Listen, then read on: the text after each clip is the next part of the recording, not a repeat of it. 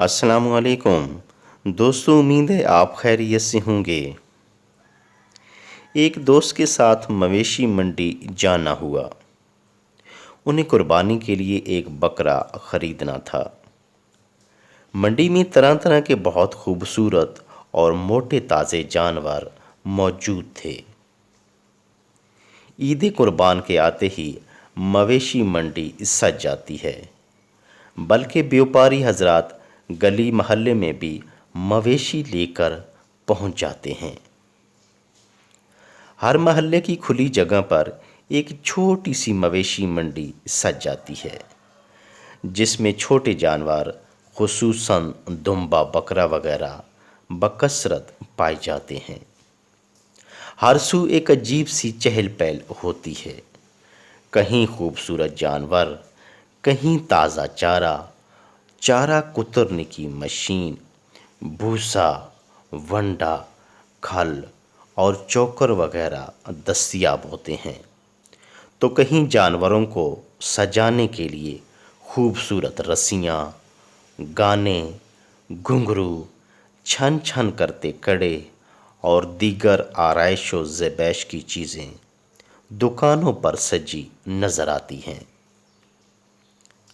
ہر طرف خوشی، مسرت اور ایثار و قربانی کا جذبہ بڑا بھلا نظارہ پیش کرتا ہے۔ خاص کر اس موقع پر بچے تو بہت ہی پرجوش نظر آتے ہیں۔ بکروں کو سجانا، سنوارنا، چارہ ڈالنا، گھومنا پھرانا، نہلانا دھلانا بچوں کا من پسند کام ہوتا ہے۔ رات گئے تک گلی میں بچوں اور بکروں کی دلکش اور معصوم آوازیں آتی رہتی ہیں۔ ہمارے منڈی میں داخل ہوتے ہی ایک بیوپاری سے ملاقات ہو گئی۔ اس کے پاس بہت خوبصورت اور موٹے تازے بکرے موجود تھے۔ وہ ہمارے ارادے کو بھانپتے ہوئے بڑی تیزی سے قریب آیا اور جانور دکھانے لگا۔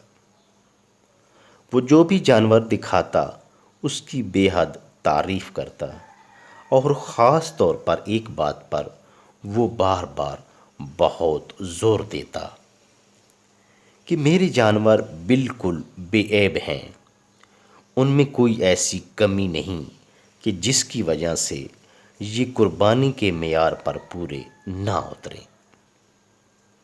ساتھ ہی وہ جانور کے ایک ایک عضو کو دکھاتے، ہمیں رغبت دلانے کے لیے وہ جانوروں کی پرورش اور دیکھ بھال کی لمبی چوڑی کہانیاں بھی سنانے لگ جاتا۔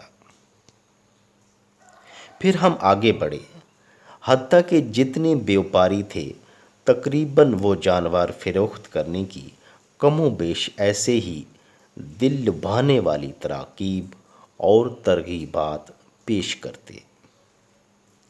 ایک بات جس کا مشاہدہ ہوا کہ ہر شخص اپنے جانور کے بے عیب ہونے کی تسلی دلاتا، جانور کے تمام اعضاء کی خوبصورتی اور صحت و سلامتی پر خاصی توجہ دلاتا، بلکہ چند بیوپاری حضرات تو اس پر اچھی بھلی تقریر بھی کر ڈالتے کہ قربانی کے جانور کا بے عیب ہونا بہت ضروری ہے۔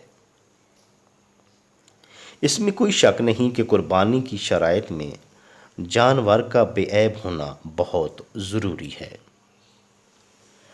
اگر جسم کا کوئی حصہ کٹا ہو یا کوئی نقص ہو تو ایسا جانور قربانی کے لیے موزوں نہیں ہے۔ دل میں خیال آیا کہ آخر جانور کے خوبصورت اور بے عیب ہونے کی شرط کیوں رکھی گئی ہے، جبکہ قربانی کے حوالے سے اللہ تعالیٰ کا فرمان ہے، اللہ تعالیٰ تک نہ ان کا گوشت پہنچتا ہے اور نہ خون، تو پھر جانور کا بے عیب ہونا کیوں ضروری کہا گیا؟ تھوڑا سا غور و فکر کیا تو یہ بات سامنے آئی کہ قربانی کا فلسفہ ہی یہی ہے کہ اللہ کی راہ میں جو دیا جائے وہ بہتر اور بہترین ہو۔ اچھی سے اچھی خوبصورت اور اعلیٰ چیز کی قربانی اللہ کی حضور پیش کی جائے، کیونکہ قربانی اللہ تعالیٰ سے محبت کی ایک اعلیٰ دلیل ہے۔ تو جس سے محبت ہوتی ہے اس سے خوبصورت اور افضل ترین تحفے ہی پیش کیے جاتے ہیں۔ تو دوستو، ذرا سوچئے تو صحیح کہ اگر اللہ تعالیٰ ایک عیب دار جانور کو قربانی کے لیے پسند نہیں کرتا تو بھلا ایک عیب دار شخص اللہ تعالیٰ کو کیسے پسند آ سکتا ہے؟